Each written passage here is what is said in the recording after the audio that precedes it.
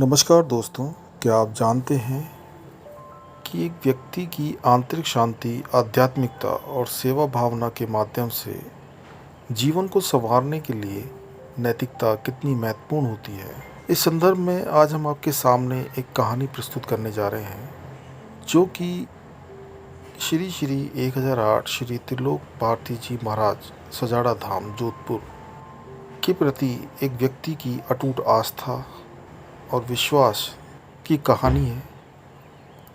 एक ऐसे व्यक्ति की कहानी जो कि एक बहुत सफल व्यापारी था और उसने अपने जीवन में बड़ी सफलताएं अर्जित की, लेकिन फिर भी एक गंभीर बीमारी का उसे सामना करना पड़ा। इस कहानी में हम आपको बताएंगे कि उसकी श्री त्रिलोचन भारती महाराज पर आशा और विश्वास से अपनी बीमारी से छुटकारा पाया और जीवन में एक नया दृष्टिकोण अपनाया। तो आइए हम कहानी शुरू करते हैं। एक समय की बात है जब देश के एक बड़े शहर में एक सफल व्यापारी रहता था। उसका नाम प्रणय भार्गव था। प्रणय बड़ा ही धनवान और समृद्ध व्यक्ति था। लोग उसे व्यापारी जगत का राजा कहते थे। एक बड़े होटल, कंपनियां और विपणन उद्योग में सफलता की नई सीमाएं छू चुका था। लेकिन उसके जीवन में एक दिन ऐसा आया जब उसे एक गंभीर बीमारी से जूझना पड़ा। उसे कैंसर की बीमारी हो गई थी। यह खबर सबके लिए भयावह थी, लेकिन प्रणय का आत्मविश्वास तोड़ नहीं सकती थी। प्रणय जब उन्हें कैंसर का निदान हुआ तो वह संदेह में पड़ गया कि क्या इंटरनेशनल मेडिकल इलाज उनकी स्थिति में सुधार ला सकता है। उन्होंने एक विख्यात अस्पताल में मशहूर डॉक्टर से मुलाकात की और उनके बताए गए इलाज के बारे में जानकारी ली। प्रणय के इलाज के लिए अत्याधुनिक तकनीकों का उपयोग किया गया। पहले उन्हें एक पूर्ण आंतरिक जांच करवाई गई, जिसमें नवीनतम इमेजिंग और बायोमार्कर प्रौद्योगिकी का उपयोग किया गया। इससे डॉक्टरों को प्रणय की बीमारी के स्तर और उसके शरीर में हो रहे बदलावों का निरीक्षण करने का अवसर मिला। इलाज में एक मार्कर आधारित थेरेपी का उपयोग भी किया गया। प्रणय ने अपने डॉक्टर से लिए गए अत्याधुनिक इलाज के बावजूद बीमारी में कोई सुधार नहीं देखा और उन्हें लगा कि डॉक्टरों ने उसकी बीमारी को लेकर आस खो दिया है। दुखद रूप से उसकी बीमारी में कोई सुधार नहीं होता नजर आया।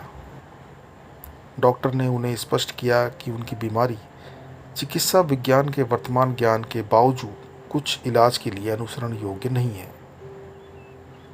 यह निराशाजनक समाचार से निराश होते हुए प्रणय डॉक्टर की सलाह स्वीकार करते हुए और उनकी इलाज से आशा रखते हुए उन्होंने भगवान के प्रति विश्वास को अधिक मजबूत करने का निर्णय लिया, क्योंकि अब उसके पास कोई दूसरा चारा भी नहीं बचा था।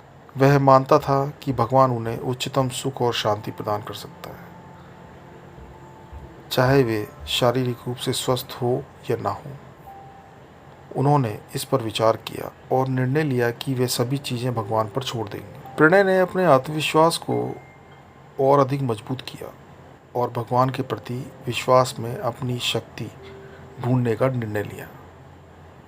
उसने डॉक्टरों के पास इलाज के लिए जाने के बजाय अपनी आस्था और विश्वास से एक अद्वितीय उपाय ढूंढने का निर्णय लिया। उसने एक दिन एक सामाजिक कार्यक्रम में एक गंभीर बीमारी से पीड़ित व्यक्ति की कहानी सुनी।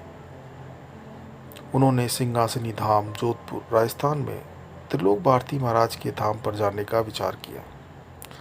वहां पहुंचकर उन्होंने ध्यान करना शुरू किया और वहां बताए गए 5 परिक्रमा और नारियल को बाबा के दूने में चढ़ाने और शुद्ध मन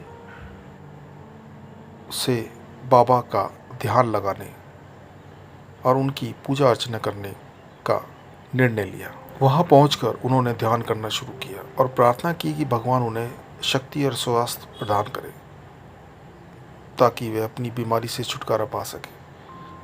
इसके पश्चात उसे त्रिलोक भारती महाराज की समाधि पर जाने का विचार आया। प्रणय ने उस दिन से ही निश्चय किया कि वह अपने आत्मविश्वास और विश्वास के साथ त्रिलोक भारती महाराज के धाम सजाड़ा धाम सिंहासनी जोधपुर राजस्थान जाएगा। यह एक स्थान है जहां भगवान निरंतर ध्यान और ध्यान के अभ्यास किया जाता है। यहाँ जाकर प्रणय ने मन ही मन में सोचा, अगर ध्यान और शांति के लिए यहाँ आने से एक व्यक्ति को अपार लाभ मिल सकता है, तो क्या यह मेरी बीमारी के लिए राहत नहीं ला सकते हैं? प्रणय ने अपनी समृद्धि और धनवानता की सभी सुविधाओं को छोड़ दिया और जोधपुर रवाना हो गया। वहां पहुंचकर उसने सिंहासनी धाम के प्रांगण में गमन किया, जहां वह एक सुंदर वृक्ष के नीचे बैठकर ध्यान करने लगा। उसकी आंखें बंद हो गई और उसने विश्वास के साथ प्रार्थना की कि भगवान उन्हें शक्ति और स्वास्थ्य प्रदान करें, ताकि वे अपनी बीमारी से छुटकारा पा सकें। जब प्रणय ने आंखें खोली तो उन्हें अद्भुत बदलाव महसूस हुआ। उसने वहां रोजाना जाने का निर्णय किया और 5 फेरी के साथ नारियल को बाबा जी के धूने में चढ़ाने का निर्णय लिया। कुछ ही समय पश्चात उसे महसूस हुआ कि उसकी बीमारी में कुछ बदलाव आया है। ध्यान और धारणा के माध्यम से उसे चित्त शांति, स्वास्थ्य और आनंद की अनुभूति हुई।